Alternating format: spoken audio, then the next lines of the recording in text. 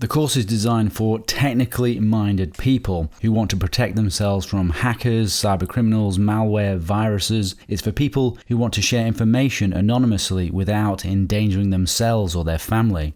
It's for those who want to keep their accounts, email, communication and personal information private from corporate or government tracking and spying.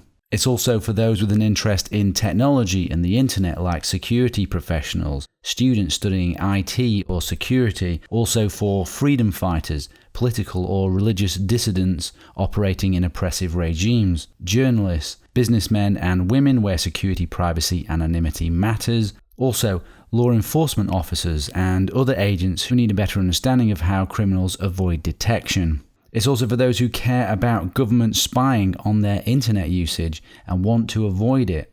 It's for law enforcement officers who are operating in hostile environments or undercover. And it's for those who wish to publish information anonymously, like whistleblowers, bloggers in countries with laws on the content of what they can write, and anyone who has an interest in security, privacy, and anonymity and wants to learn more.